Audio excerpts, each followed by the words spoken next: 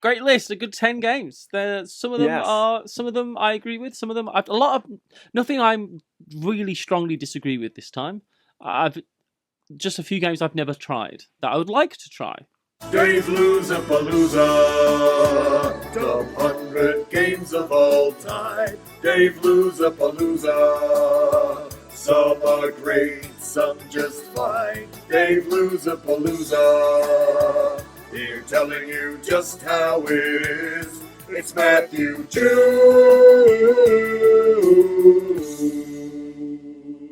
Hi everyone, welcome to another 10 amazing games that progressively get better. Today my guest is Matthew Jude. Hello Matthew. Today, who else have you had on? No one, but I just wanted to mention that. Hello everyone, I'm here, and Yes. these better be good. I'm sure they will be. Last week, or last episode, You not were bad. amazed. Not bad, I was okay. pleasantly surprised that you exceeded my expectations. So does that just mean I have you on low esteem? Who knows? But I'm sure these are great games. Don't read Okay, into let's it. It's all dive good. in. Let's dive in. Here's the first Dive in. one. Feed the Kraken. Talking about diving in, you could have Yes. said, because this is, don't do that. You could have said, I don't know this game. This is social deduction, but it uses a board. So it's actually a board game. You're either on team. It's a board game. Well, I mean, you could call Werewolves is just a card game. Yeah, true. Very true, Dave. But this No, I get actually you. uses a board. We're all on board of a ship, and the good guys want to go to the good island, and the bad guys want to go to the bad island. So you've got two parties. They need to do everything that you usually do in a social deduction game. In this case, you're choosing who's going to be the captain and who's going to be first mate and who's going to be the navigator. They all have a vote in which direction they will want to steer the ship in. And so everyone can vote. Are we in agreement that these should be in charge? So there's a voting there. And then they're actually doing the things that they need to be doing. And then we're going to reveal in which way the ship is heading, straight, left, or right. I think no, straight might not be an option. And then, of course, the good guys just want to go to the right because that's where the good island is. But sometimes... And we're still going the wrong direction. See, that sounds fun. Yeah. I would enjoy this. Is it quick? How long does it take to play? It's long. It's a long It's game. long. Oh, wow. Okay. Playing with a big group, and then people say, there's mutiny. So you've got mutiny tokens. So, and then we throw them in and see if we can get the captain out, and then we get a whole new team in charge. But so that's one part. It's also Cthulhu themed, kind of. Yes. Which means that there's also a cultist. And he would nothing better than not go left or go right, but go straight into the mouth of the Kraken. Yeah, okay. This sounds fun. It's really fun because it's also interesting because sometimes you make no one dies. Well, at some point you might be thrown into the water, which might be something that your role wants to be fed to the Kraken. But that if you should still be able to make good on prior choices. Yeah.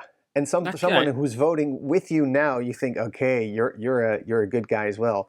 He just might want to steer to the good to make a turn for the Kraken at the end. So there's a lot of things going on, and it's not that difficult. It's really a fun game to play sitting around the table. So this sounds great. This sounds something that I would enjoy for sure.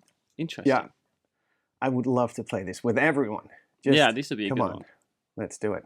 Next up, 39, Rebirth. Nominated for Kennerspiel des Jahres. We don't know yet if it is going to win. Ooh, it should not disappear from the screen yet. And I really enjoy this game. I am also enjoying it that Ilka enjoys playing this game. It's a huge thing with games that sometimes if the person that you play games with the most doesn't like it, it just slides down your favorites very, very quickly, I find. So it's good that Ilka likes this one. Yes. And it might also be later in the series come to some surprising reveals in the final episode. Yes, that's a teaser for for the top 10 video. So there's lots of Rebirth. game. So this is a Reiner Knizia game where we're placing out on your turn. You've got tiles to place out. You're trying to get majorities in these different areas, and you want to go places, but you don't want to set other people up to finish off places. You want to put castles and connectors, and there's bonus cards and things to do. Which is simply a tile laying game and point scoring every turn, right? What is it about this one that you like so much? Because I feel like, we said this in our Spiel des Jahres video, that there's just a lot of Knizia games that do very similar things.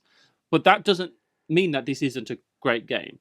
I recognise that now in my mind. So I was like, well, there's this game and there's this game, and they all do similar things. Why do you need another one? But it's like, well, if you've only got this one, this is a great game. So I get that. Yes.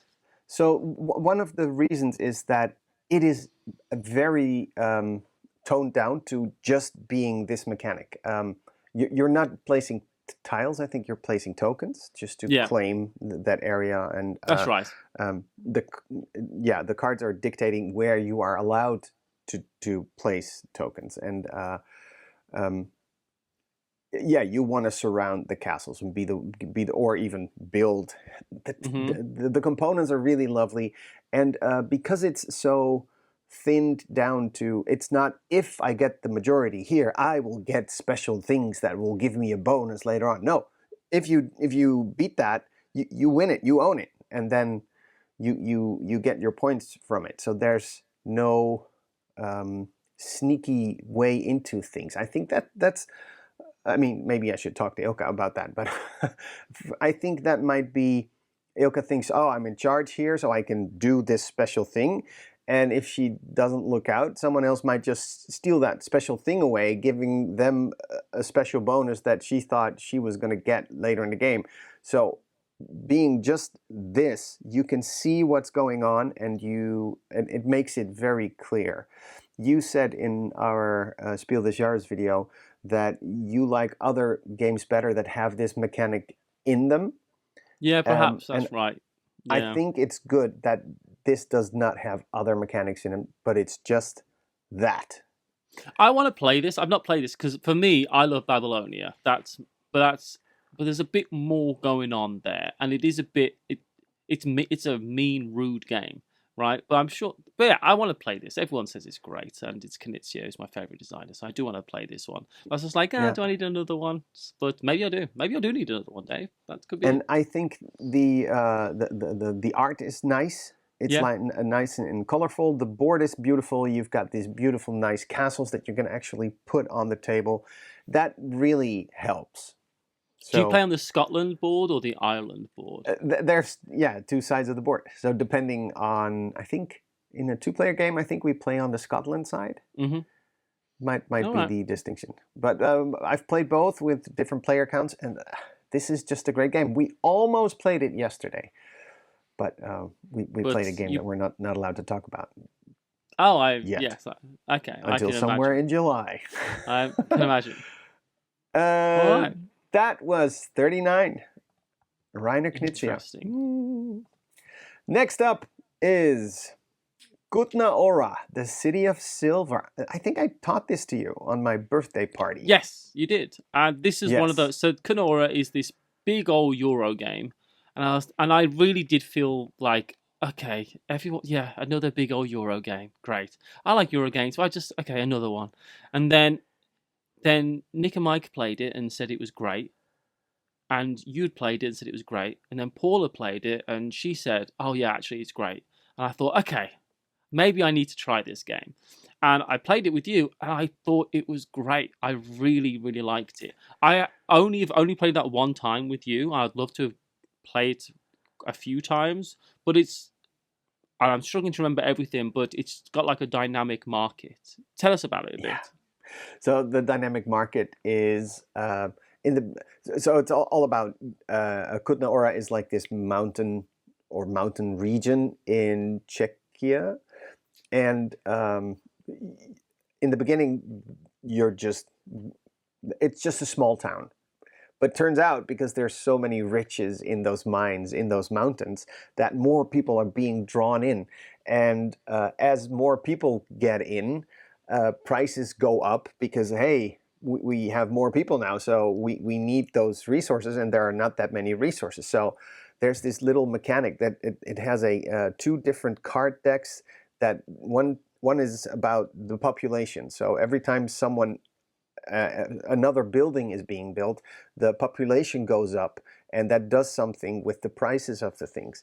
But if someone creates a new building that fulfills a specific need for the people, then we now have that. That means the price for that thing is going down. Yeah. Because and because I am now a specialist in, I don't know, I sell meat, so I've got this.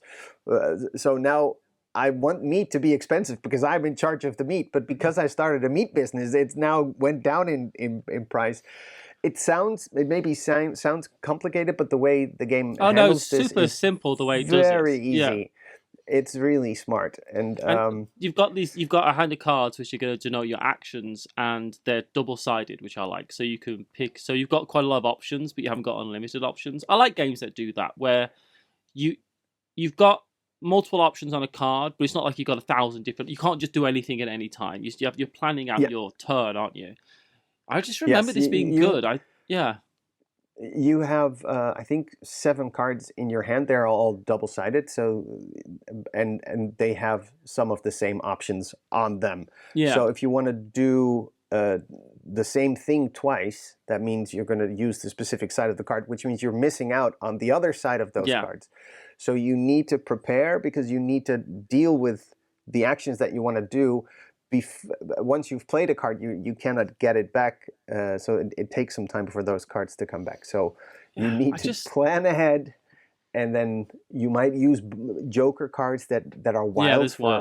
But that comes with a downside, and so I really enjoy this game. What do you think about the box cover?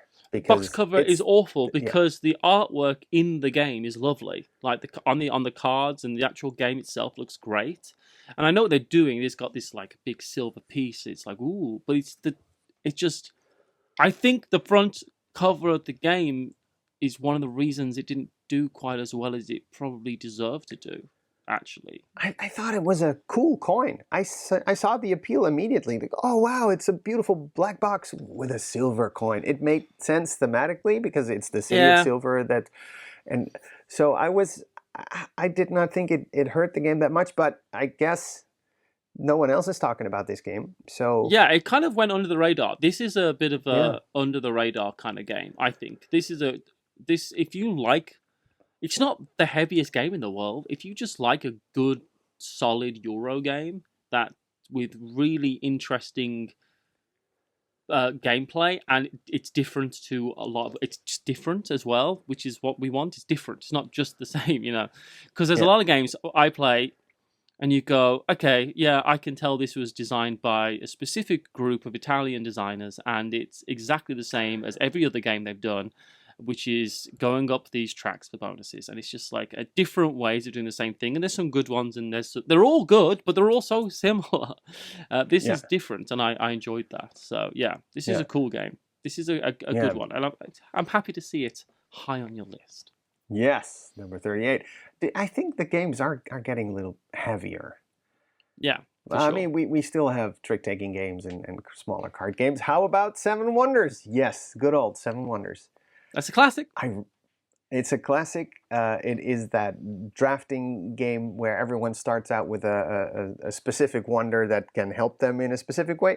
But everyone is playing around the table. You can play up to 7 people, which is pretty special. And the time you play the game does not really change. No. Because everyone is doing everything simultaneously. Technically, you could have if you have all the components and you just combine it amongst the people, that you could have an infinite amount of players.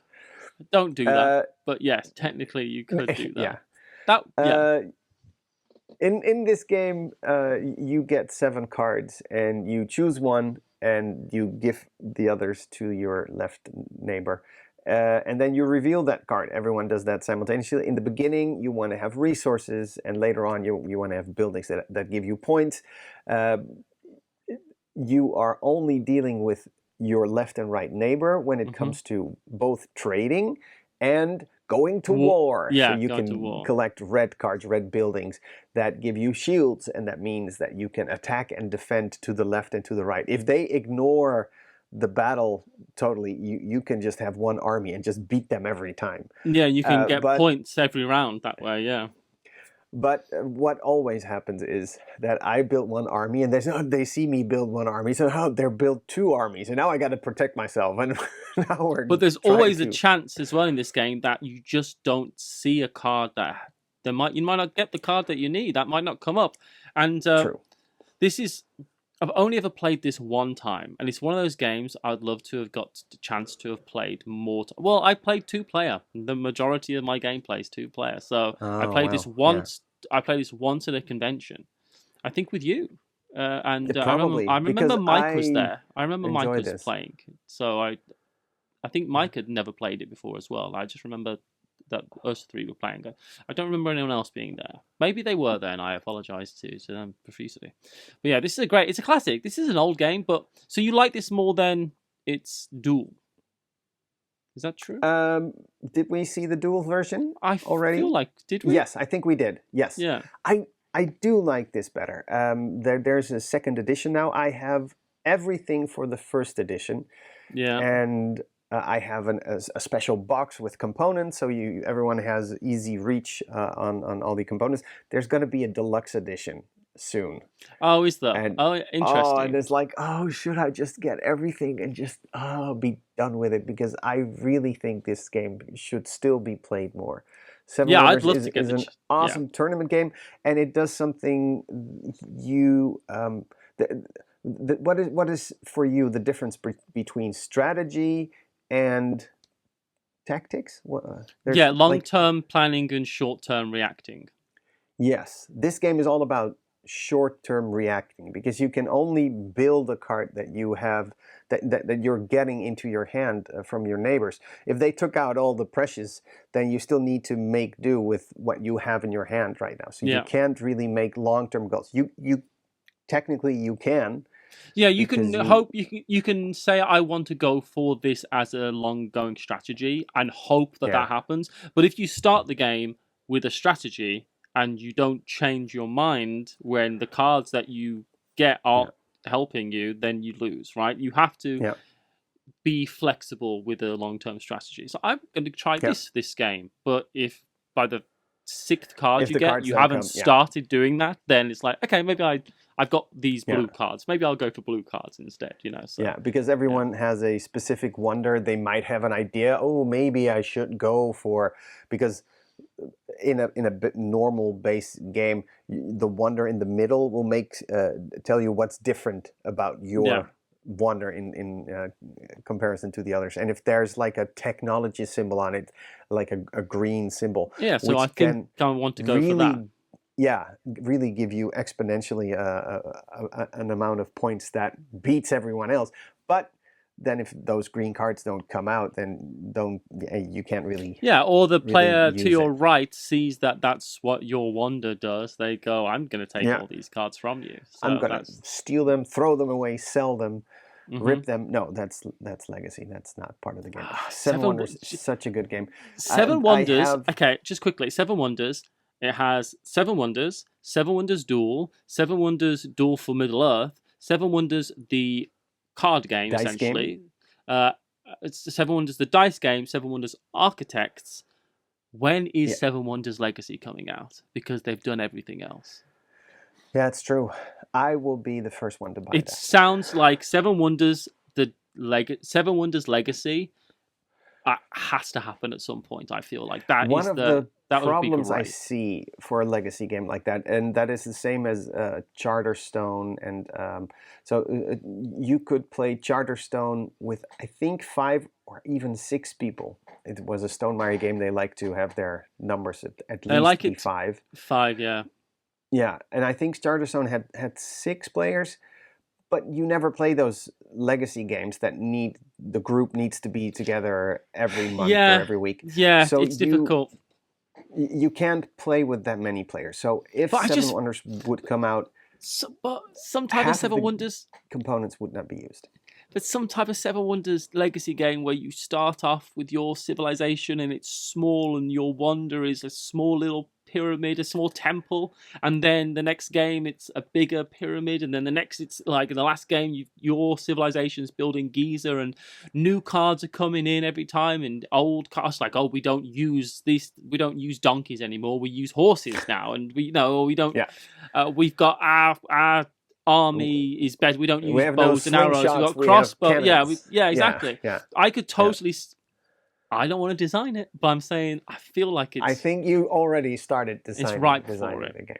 All right. Anyway, Seven Wonders.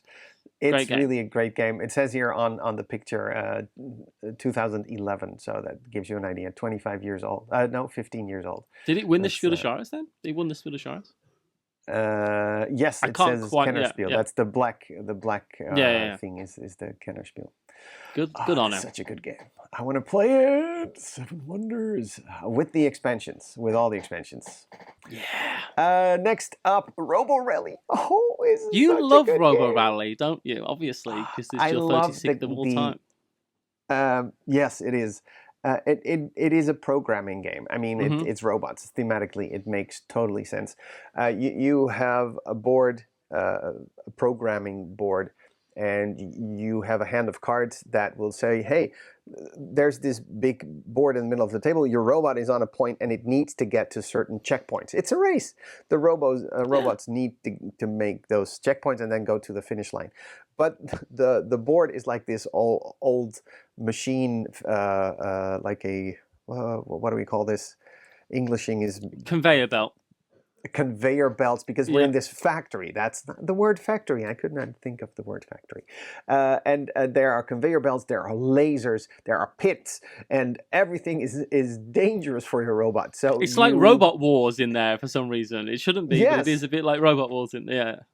And it's actually Robot Wars, because there are places where you can upgrade your robot. You can have a laser that also shoots through the back, or is able to go through walls, or which is definitely a strategy to buff up your robot before you actually go to all those checkpoints. So everything you meet along the way. So because you are programming your 5, I'm going to go straight 3 steps, then I'm going to turn to the right, which is a thing in itself. So if you've got your robot on the board and you say you turn right, well, then you turn right. Even when if your robot is turned, you think, I've turned right. Oh, crap, I'm turning around. I'm turning left, which means the rest of your programming is falling apart.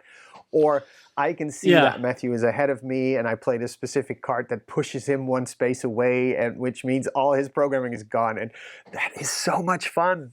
Or you could be thinking, I think Dave's going to try to push me first, so I'm going to plan my sequence in anticipation of it being messed up by Dave, and he doesn't do that thing, and then your robot does a whole bunch of...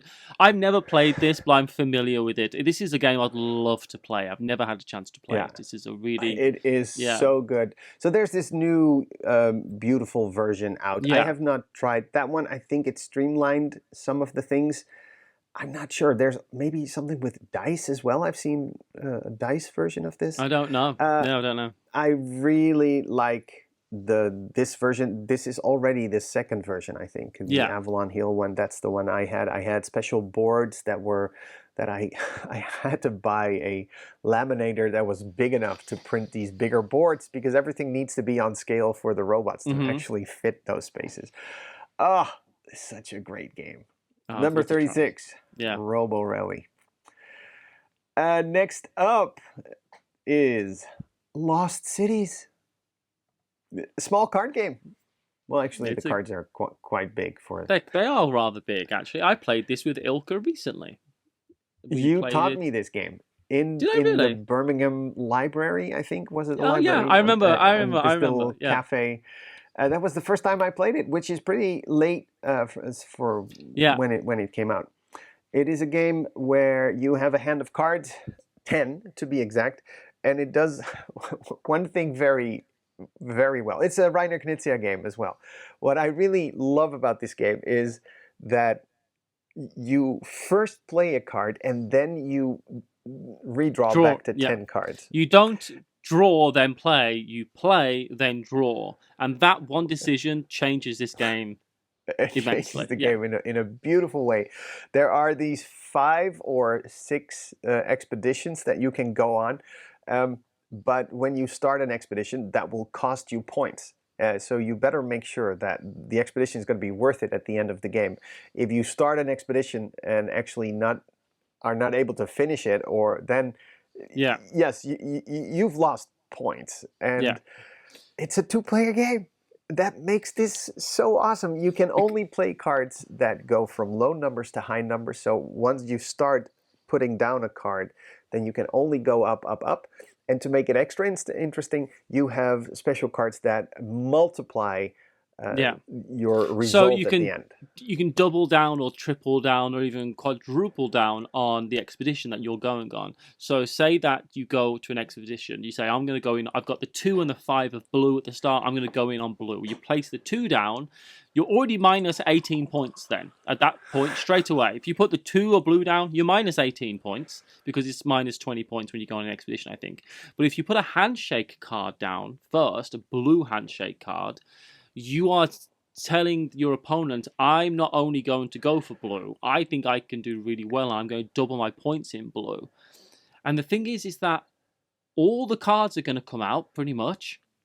Yeah, all the cards come out, but your opponent's going to get half of them. So you have to, and you end up with a hand of cards, most likely, if you've got a hand of cards you don't want your opponent to have. You never got the cards that you want, but you've got a hand of cards that you don't want your opponent to have, which is and then there's a whole thing where you can discard cards to the center, and you think, I can't put these cards down because Dave's going to grab them, so I'm going to discard this card I actually want later to the center, and hopefully that doesn't get picked up. And it's great. It's such a tense head-to-head, back-and-forth game, and it's there's a similarity here with the game face to face, because that's a 2-player duel game where you are kind of, they're very different games, but there's a similarity in the sense that I'm going to try I want to play cards down here, but I want to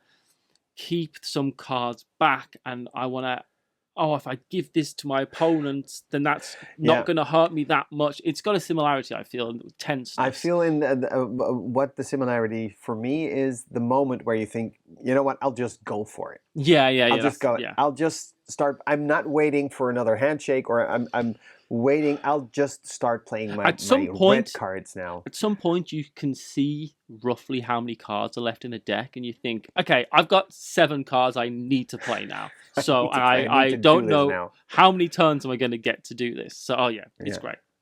Oh, I love it. It's a perfect game. It's really really good. I love this Lost game. Cities, and plays quick, and is just amazing. 34. Boy, can't believe we're already there. Ooh, SETI, Search for Extraterrestrial Intelligence. Okay, so this is jumped. You thought this would be higher? I don't know. I think this is pretty high, right? To say it's still a fairly new game, it's about. That's true. It's not the newest game anymore. So let me clarify this with you. Is this SETI Search for Extraterrestrial Intelligence with the expansion? Does that? Yes. Does that? The expansion is definitely that made it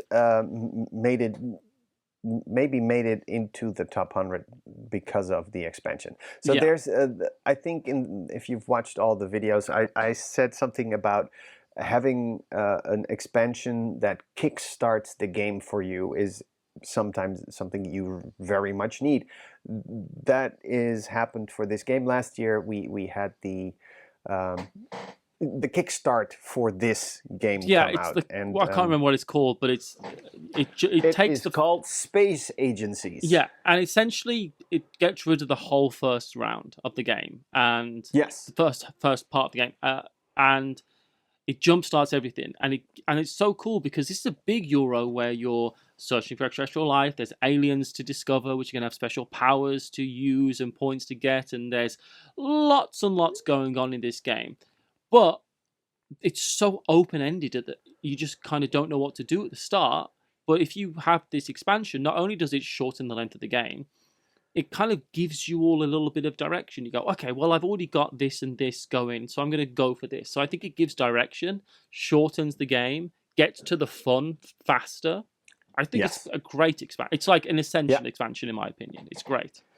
Also, because I still tend to play games with people who have not played the game. So if the first round is skipped and you're already getting to the good part, if someone is learning the game, then that first round is probably going to be terrible because you just don't know what you're doing. Yeah, because this gives everyone is doing this for you. Because this gives everyone a fair first round. Everyone has a good first round, rather than everyone but you has a good first. Everyone gets a good first round in this now, rather than I didn't have a good first round because I didn't know what I was doing that well, and everyone else had a great first round. So that's an interesting idea as well. That's a cool part of that I hadn't thought about. It's great. It's a huge Euro. It does loads of stuff, but it is fun. I played it once with you, and I did enjoy it. I'd like to play it again. It was a very relaxed time when we played it. Yeah. It was nice. The game comes with specific... with the expansion, I think there are 8 different alien races. So you will find aliens in this game, which is something that I really enjoy. I just watched... the new Spielberg movie about there being aliens or not. I love the idea. You're gonna meet aliens in this game. You just don't know which ones because there are so many different ones, and they all make you play the game in a different way, which I think is really nice. And but I do have a problem with the board and cleaning up, and there is a folded space insert for it. I have not seen it yet, but I know it exists, and I'm gonna get it at Essen because the game needs a good way to store it. There's a lot of game in there, for sure. There's already different pieces that you need to place together. Why not give me a square board that I just unfold and then maybe put another circle on it so that you can... But everything is modular, everything is turnable, and that is a little bit of a hassle. But, I really enjoy. There's a lot of replayability in the box, though, the way they've done it. And with the expansion, it's very, very replayable. So it's a good one. It's a good one. Yeah, and there was a way of calling it games that have a lot of cards that all do another thing. So you never have the same game because you're playing with all these different cards. So that's interesting. Next up, Foundations of Rome. Another amazing game that I want to play immediately. I love this game. This is the big Gloomhaven-sized box that has when you're playing this game, you can say to everyone what color you want to be. Okay, you want to be red. Here, this is your tray, and then everyone gets this tray with these beautiful pieces, and that's going to be the buildings that you're going to place on the foundations of Rome. So you're building Rome. This is they took away a lot of things. So one of the actions you can do is go to the emperor and says, "Hey Romulus, could you please give me some money so I can afford stuff?" And he said, "Yeah, sure. Here's money." So that's your turn. You just got money. Oh, now what am I going to do with these money? I need to buy plots because there's this grid on the board. Every space has a grid number, so it's A4. Okay, I need A4, and oh look, the plot A4 is for sale now. So once you buy that plot, that's yours now. You can put any of your buildings on top of it, but of course you can want to build bigger buildings, so you want to have plots that are adjacent to each other. So I want A4, B4 and C4, so I could put this 3 thing in, and all your buildings are going to get you points for essentially like population and money, but they're also going to kind of get you, I want this next to these types of other buildings, right? This is going to score me points for other buildings around it, and that's how this game works, right? I'm not remembering this incorrectly. And it's so the thing is, right, this is a hugely expensive game. It's wildly expensive because it's ridiculously big production, and that is very annoying because I think this is one of the greatest gateway games of all time. but you're not gonna take. You're not. It's not. It costs 10 times as much as Ticket to Ride. Literally, if you can buy a copy of Ticket to Ride for €30, this is €300 to buy. You know, so it's not a gateway game, but it is for what it is. It is phenomenal. It's absolutely incredible. They did do a version of it. It will blow people's minds if they never played board games, and you come on, like, okay, we're playing this, and they're like, but I'm not good at playing games, and then you say, this is your tray. Ooh, that's cool. And then so you say, this is it. Yeah, it's so quick, simple, streamlined, and you can get into it. You could teach this to anyone. There is Foundations of Metropolis, which is like the version that's available to just buy for a normal price, right? The cardboard version. Yeah, the cardboard version. And I don't like the theme as much. I like the Roman theme. That's the thing. It's like, so there's some. I can see the critique against this game, and I certainly felt that way before I played it. And was like, okay, it's one of the best games ever as well, though. So it's so good. I love it. I'm just thinking about this Jason Momoa sketch on SNL. Have you seen that one?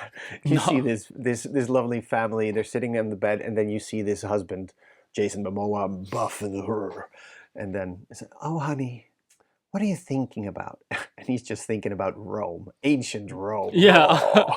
It's just.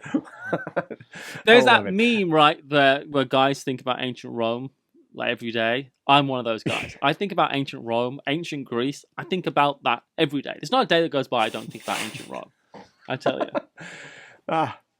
Love it. Foundations of Rome, number 33. These are amazing games. They should be in my top 100. Oh, we're actually doing that. Next up, number 32, Distilled. Another game that got kickstarted or is being kickstarted with with that what we just talked about in SETI. With like a jump start? Yeah, a jump start. So Distilled is a lovely game. I don't drink alcohol, so that's not what this theme is doing for me. But I do love people making what's the word here? Like artisanal goods. Yes, artisanal goods. Like, oh, we're making perfumes. We're making wine. We're doing cheese. Like, you know, that type of stuff. It really does work well in board games. Yeah. Yes. I really enjoy that. That's my ancient Rome, where people are like, look, I built this, or I made this, I brewed this. One of the beautiful things about this game is everyone is playing as a specific character, come from a specific region in the world that make their own specific booze. Style of booze, yeah. Yes, and that's going to influence the things that the choices that you're going to make, and at some point you're able to make your specific brand of alcohol that no one else can make, and I think that's really well done. I like how they integrated the idea of how to actually make booze and make that a game mechanic. Have you played it? I've not played this one. It's one I'd be interested in playing. How heavy is this game? Is it quite heavy? Not that. It's a little heavy. No, it's really not super hard. There's a little push of luck element in it. Oh, I lose. I lose.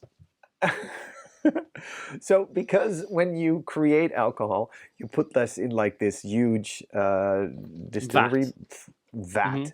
And then you're not supposed to use the top layer because things float to the top, and the bottom is also not good to use. So you have this hand of cards, and you shuffle that. This is what you put into the vat, and then you remove the top card and remove the bottom card, and you have to reveal what you have. But sometimes you took out the good parts, the parts you needed to create that specific thing. So it's a little push of luck. You are able to mitigate it. But yeah, you will just not always make that specific amazing thing that you thought you were going to make. You can upgrade your factories and have specific people give you bonuses. I'm sure I would enjoy this. I'm sure I would like this game. It's one I've not had the chance to play, but it's one of those I think, I would probably enjoy this game. So I'd be interested to play it, especially because you rate it so highly. So yeah, for sure. And especially, I already could see that this Kickstart version is coming out soon. Yeah. I think it's going to be here before Essen, so you should come by. We should play that.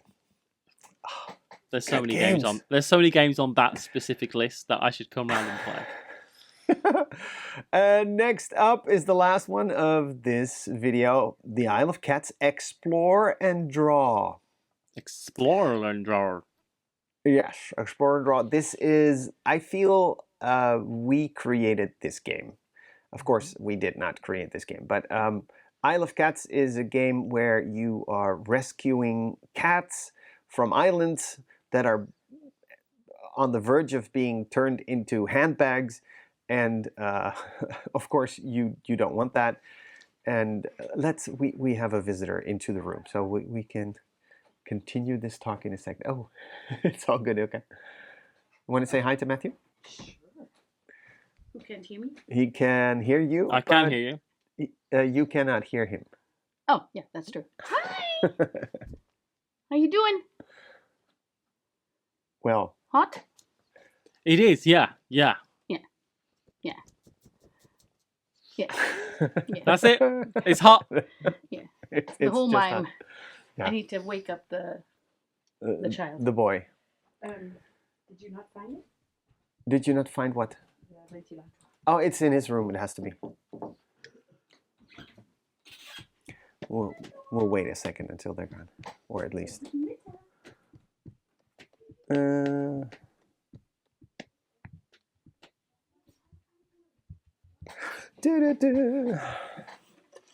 That it could be. Ah, lovely. Yeah, I'm all about ukuleles now. I have the plan to turn my, not to turn my, but from now on to make live music on the Vanessa parody songs. Okay. On the ukulele. So I can actually, I think I'll be able to use the teasers on the channel as well. I see what you say. I see what you say. I see what you mean. Without play it the being ukulele. flagged. It's fun. It's funny. The ukulele is one of those instruments where you can just play. You can learn something really quickly on the ukulele, but you can also be really good at the ukulele. There's also you Yes. know it's Oh, thank you. I don't need it now. Thank you so much.